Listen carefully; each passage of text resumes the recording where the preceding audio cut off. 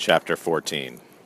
Corporate media is an amoral hack on base reality. Despite billions of universes, people, running concurrently on this planet, corporate media claims to be the arbiter of truth. This is not a new phenomenon. It's not that interesting to labor the well-worn point that contemporary mainstream media, MSM, is not what it purports to be. But it is useful to see it for what it is. A metaphorical software hack, a virus, a parasite on base reality. MSM asks that we surrender our consensus reality creating power and choose someone else's as the one true universe. It's hard not to fall into the MSM reality trap and conclude humanity to be depraved and the world an awful place. Of course, we must apply the Truth Cypher. Broadly, MSM seeks to make us afraid. Fear is the worst place to operate from to make rational and moral decisions. If an entity is seeking domination, fear is a good way to do it. It is psychological violence. Violence is a violation. Thus, MSM commits daily moral transgressions. There are many rabbit holes one could go down to determine what the false reality projections are. The most important thing is to simply recognize that choosing an MSM-dominated reality is to opt in to be harmed and manipulated, and to also contribute to harm by proxy, making one complicit. Once we know what's going on, it's incumbent upon us to make a better choice. We are so powerful and MSM reality so brittle. A great change looks to be underway. One can see its death throes as their reality projections grow more and more unhinged. We should also look at corporate media with some historical context. Contrary to MSM's reality projection, we actually live in the best time ever in known recorded history for media. When a mass of people realize we no longer need MSM to tell us what is real and how to feel about the universe they describe, the sorcerer's spell will be broken. It might seem especially bad right now because more and more people are able to see the sham that has been perpetuated on us. Simultaneously, there are myriad new independent media operations picking up slack for the investigative journalism corporate MSM has ceased to do. We know that every media outlet describes a particular universe. We should not put all our eggs in any one universe describer. We must eclectically take in news from various sources, even ones we are not inclined to agree with, and filter the information ourselves. No one can get it right, because in a multiverse there are multiple differences in how events have unfolded. We can stop fighting what the universe is telling us, that many things appear true at the same time. We can analyze intended effects and assess what our responses should be. As a research project, find a divisive issue and gather all the facts you can about it from a wide variety of MSM. I expect you will find facts supporting all sides of any number of issues. This should prove the hypothesis that multiple universes are overlapping and serving up different true facts.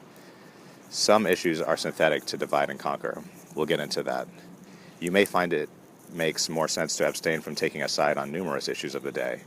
Particularly when you use the Truth Cypher, you might find either side to be an immoral false choice. The dominant universe may even compel us to make immoral choices by its very elaborate architecture. We always have a choice, but it may seem unpragmatic to dogmatically put ourselves at risk in outright rejecting immoral false universes. This must be done strategically by aligning with others who see what's going on and are unified by the simplest code of morality as articulated by Confucius. What you do not wish for yourself, do not do to others. That is the essence of the Truth Cypher, and we must learn to use it to decode the news events of the day. Am I being harmed? Are others being harmed? Is my consent being manufactured to legitimize the harming of others so they can do this in my name? All right, so that was a longer chapter than usual. Let's see, I feel like I actually said it pretty clearly what I was trying to articulate. But I guess we can just describe where we are in our current time to see if we can further explain corporate media hacking of reality. So, the Las Vegas terror attack, it was a mass shooting, Mandalay Bay casino. I guess there was a concert. I think it was like 58 people were. We're told 58 people were killed. I don't really want to get into all the rabbit holes, but I just want to say that it was interesting how, depending on your chosen media outlet, the narrative of the event would be delivered to you in a certain way, at least in the beginning. I think what happens in these events is that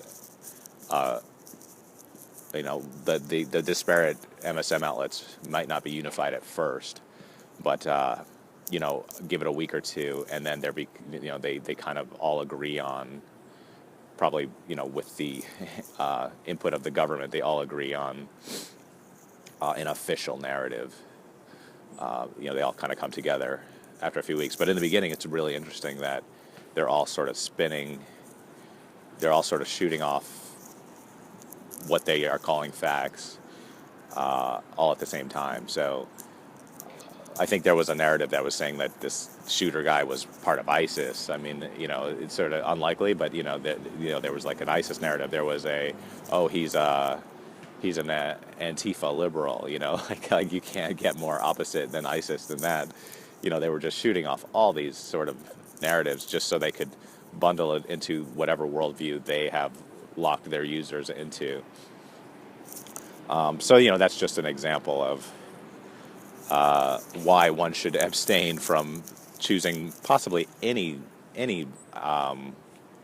narrative you're being served up by corporate media, because if let's say you say, oh, it's ISIS, then you're going to go,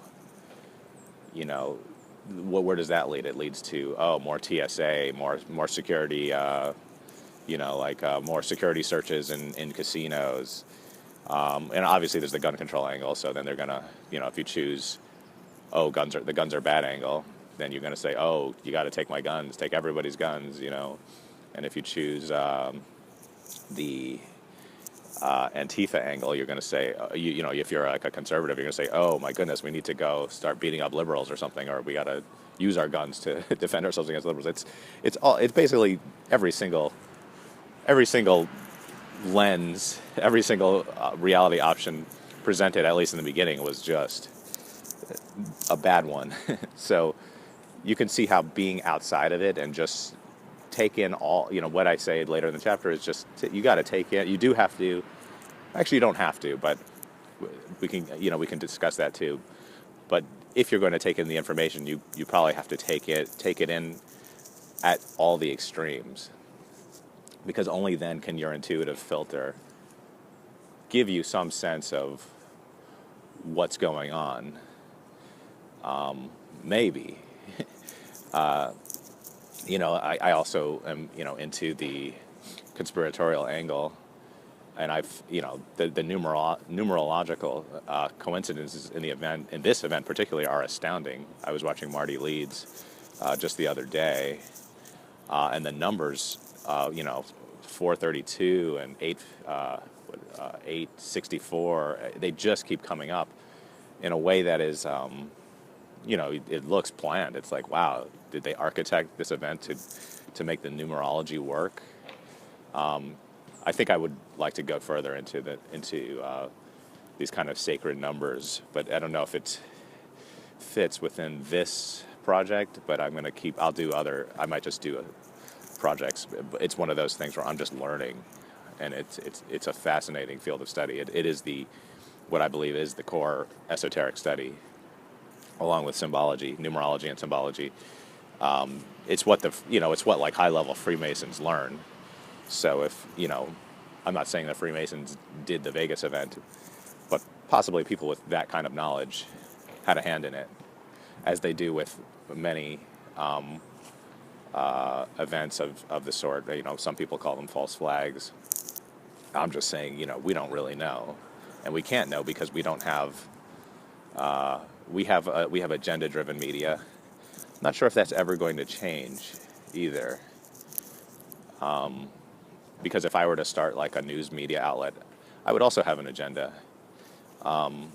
maybe it would be a better one because I would ground it in the values of this Truth Cypher project. But it's still trying to get you to see things the way I see them, and that might not be right either. Probably isn't. Although I'm trying to go up one level to a higher truth, so we can unplug from this stuff and make better decisions and not live in fear, which is that is what this is all about. So when you see these events, it's just really important to, as I've said in other chapters, you have to see who's being harmed. Let's say if we were told that North Korea has, that's an example we can do, that's a current event. We're told that North Korea has nuclear weapons. Despite the fact that doesn't make a whole lot of sense. But oh my goodness, fear, like they're going to wipe us out. This impoverished country somehow has the highest technology you could imagine. So we must give our consent to wipe them out. That's pretty much how war works in the media, consent for war. You really have to think about that, because in your sensorial world, there's no input for you to know if this is really a concern. Because, I actually do believe in defensive force. Like if we are truly under attack, we must defend ourselves. It's just that when that principle, that natural law principle of defense is hijacked, you could think you're defending yourself when you're really not. So that's sort of what the media does. Like I think most people unconsciously have an understanding of right and wrong and morality. And so you kind of have to weaponize that purity to get them to think they are operating out of morality when they're actually not. I mean, you can look at the Iraq War, as an example of like one of the most ludicrous examples of that. Just like a blatant lie, that Iraq was a threat, and then millions of people have to die, and we're told that led to the creation of ISIS, or certainly was a factor in it. So all sorts of negative effects came from this terrible lie of a decision. What's interesting is that it doesn't appear that there was there's the Syria conflict, and they were trying so hard to manufacture consent to go to war in Syria. I think we didn't go because they didn't successfully manufacture that consent. And that's another interesting point I want to make, is that we think we don't have power, but why do they try so hard to convince us that we need to get on their game plan? We need to get on the page with them if we don't have any power. That psychological power that we have, if we simply reject the false choices we're being presented, they typically will not act on if they haven't built a consensus. They don't. You often will not see the project go forward. So like with Syria, I think they're doing something, but they're not. They're not. It has to be done clandestinely and covertly. Like we can't know about it, and they like to do things out in the open. They want you to be on the page. They want you saying, "Yeah, we gotta save Syria. We got to do this. We got to do all this stuff."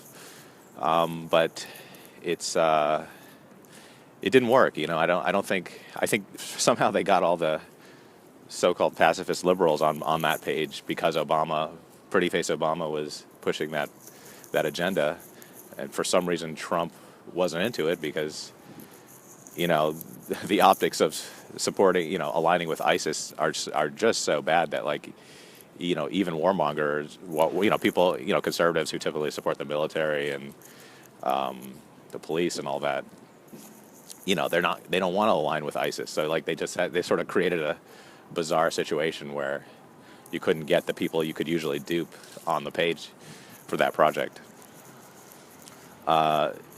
So that just goes back to consensus. And I want to bring up like Ole Damagard again, you know, with some ideas he had about consensus and why they go to such lengths to hijack that consensus. And I agree with his assessment that it's really about karma. And I've heard this from Mark Passio too.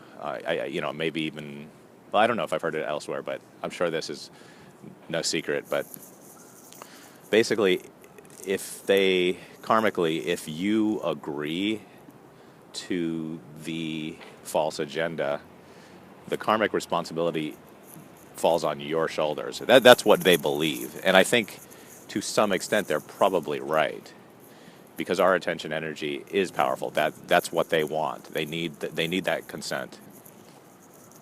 So if you just deny them the consent, they bear the karmic responsibility. And as you can see, they don't follow through with the stated agenda if they don't have that consent. So I think with the North Korea thing, with the Iran, current events now, North Korea, Iran, and I'm a little concerned about Iran because I think as Trump is looks like he's fixing for a war against Iran, and you've got all the Trump-trained people and the conservatives on the page they want to bomb Iran, even though there's really no good reason and nothing good will come of it.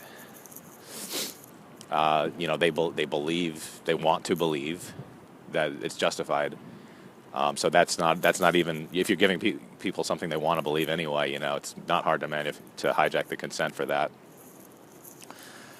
So it's one of those things where we're in a precarious situation when the mass of people's consent is hijacked.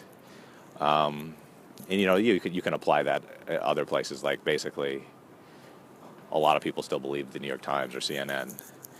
But if they don't, a lot of that junk news kind of goes away, and that propaganda goes away. But if we're going to have this type of news, just to bring it all back home, you need to filter a lot of it. Like if you want to take a position, and I would say you don't have to take a position. You can smell garbage pretty quickly. When you see these mainstream reports. But if you actually want to take a position, you gotta look at all the extremes of the news you're getting before you can make up your mind. I think that siren's gonna cut me off. Well, that's okay. So that's what I would say, and I guess I do rip off Mark Passio a lot. He just says be eclectic about the news you take in, and I really understand what he means by that now, because what you have is more powerful than any computer. You have your intuition. It's really the spiritual side of you. That's what intuition is. And if you have enough, if you haven't just focused on one frame of reality, if you have many frames, you can start to let your intuition lead you to a decision. And this Truth Cypher is a product to kind of help you know how to consciously make a right decision, because I think unconsciously we all kind of know the right thing to do. The more in tune you get with that intuitive part of yourself, you don't even need the Truth Cypher to make right decisions. Most people probably don't, because you kind of know what's right and wrong anyway. But when reality is hacked in the news to such a degree, the Truth Cypher just comes in really handy to analyze the effects of what will happen, based on whatever paradigm you select. So I think that's enough for today. Until next time.